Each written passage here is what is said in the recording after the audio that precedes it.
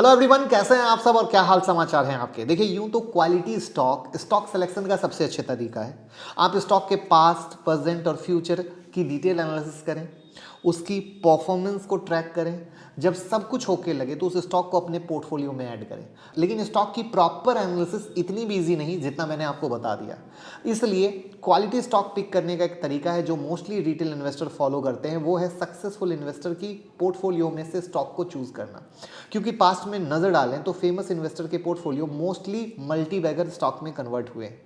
तो यहाँ पर हम अगर मशहूर इन्वेस्टर विजय केडिया की बात करें तो वहाँ पर उनके 3 पेनी स्टॉक को हम लेकर आए हैं जिनकी कीमत बहुत कम है। लेकिन सवाल ये है कि क्या ये मल्टी बैगर बनेंगे। तो ये वीडियो को शुरू करने से ये चीज़ मैं पहले क्लियर कर दूं कि ये स्टॉक रिकमेंडेशन की वीडियो नहीं है, सिर्फ नॉलेज के लिए है। क्योंकि पेनी स्टॉक की बात आते ही मैं पहले ही प्रणाम कर लेता हूँ। तो यहाँ पर मेरा काम है इनसे दोस्ती कराना।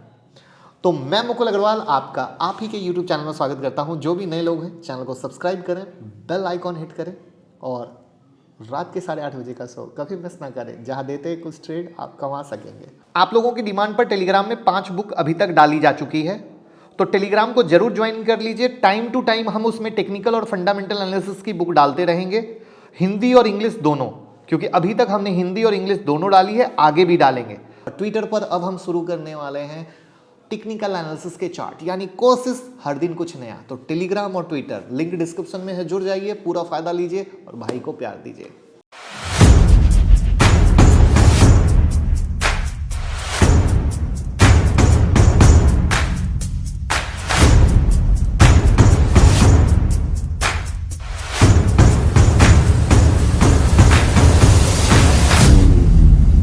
तो यहां पर पहला स्टॉक है लाइकिस, एक एफएमसीजी प्रोडक्ट बनाने वाली कंपनी है। 1984 में शुरू हुई थी। कंपनी के चेयरमैन खुद विजय केडिया ही हैं, ये ध्यान रखिएगा, भूलिएगा मत।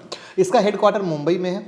शुरुआत में कंपनी चाय के इंपोर्ट एक्सपोर्ट का बिजनेस करती थी। 2010 के बाद से कंपनी ने अपने प्रोडक्ट रेंज को एक्सपेंड किया और कई तरीके के एफएमसीजी प्रोडक्ट बनाने लग गई। इनके प्रोडक्ट सेगमेंट की बात करें तो skin care, hair care, oral care, soaps, fragrance, एफ&बी, ओटीसी प्रोडक्ट बनाती है। कंपनी अपने प्रोडक्ट के कई ब्रांड के अंदर में सेल करती है। इनके मेजर ब्रांड है H&H, लाइकिस, ROX, बोनीटा, मोनामी, बेंटॉल। आज की डेट में अपने प्रोडक्ट्स को 30 से ज़्यादा देशों में एक्सपोर्ट करती है। आज की डेट में जब मैं वीडियो शूट कर रहा हूँ तो 37 रुपीज़ के पास में ट्रेड कर रहा है। एक साल में अपने इन्वेस्टर को 53% का रिटर्न दे चुका है। वहां पर अगर इनके फाइनेंशियल को देखेंगे तो नेट इनकम लगातार लॉस में है और 2021 में लॉस बढ़ा ही है, घटा नहीं है। टोटल रेवेन्यू इनका लगातार गिरा है, इबिटा निगेटिव तक में आ चुका है। वहां पर ROCE -11.4% का है, ROE -52.1% का है। उसके बाद डेट 112 करोड़ का है, फ्री कैश फ्लो -22.4% का है, प्रोमोटर होल्डिंग 69% का है। तो यानी आप एक बड़ी सिंपल सी चीज देख रहे हो कि पेनी स्टॉक में रिटर्न 54% का एक साल में मिला है।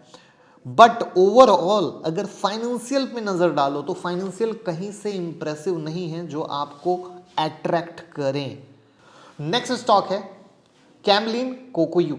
1946 में शुरू हुई, स्टेशनरी प्रोडक्ट बनाती है, आर्ट मटेरियल मैन्युफैक्चर करती है। इनके मेजर प्रोडक्ट रेंज की बात करें तो artist material, hobby colours, office product में 2000 से ज़्यादा प्रोडक्ट बनाती है। कंपनी के पास 50,000 से भी ज़्यादा रिटेल सेलर्स का एक मजबूत नेटवर्क है। इनके रेवेन्यू ब्रेकअप की बात करें तो आपके सामने स्क्रीन पर दिख रहा है कि किस तरीके से इनका रेवेन्यू ब्रेकअप फैला हुआ है। 2008 में कंपनी लिस्ट हुई थी। 2012 में कंपनी में मेजॉरिटी स्टेक जापान की एक कंपनी कोकोयू ने एक्वायर कर लिया और कंपनी ने नाम को बदलकर कैमलिन कोकोयू कर दिया। अब यहाँ पर इनके पास बात करें तो एक साल में इन्होंने रिटर्न दिया नहीं है। और अगर नेट इनकम बात करें तो बड़ा मिक्स है। 2018 में प्रॉफिट था, नेट इनकम था, 2019 में बढ़ा, 2020 में गिरा, 2021 में माइनस में है। तो इंप्रेसिव नहीं है, that's the big reason stock में आपको रिटर्न भी नहीं मिला। वहीं पर ROCE देखें तो -2.68% का है, ROE -5.98% का है, डेट 45 करोड़ का है, फ्री कैश फ्लो 58.5 करोड़ का है। यहाँ पे आपके सामने है कि ये स्टॉक ने साल भर में परफॉर्म ही नहीं किया। तीसरा स्टॉक है innovators facade system private limited, 1999 में शुरू हुई थी।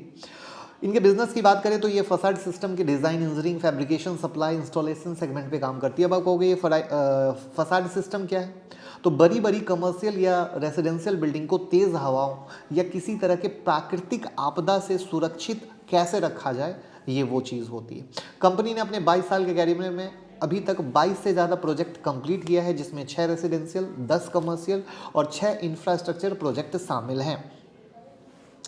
कंपनी एल्युमिनियम फसाड सिस्टम पर वर्क करती है, जिसका मोस्टली यूज बिल्डिंग में हीट कंट्रोल, सन कंट्रोल के लिए किया जाता है।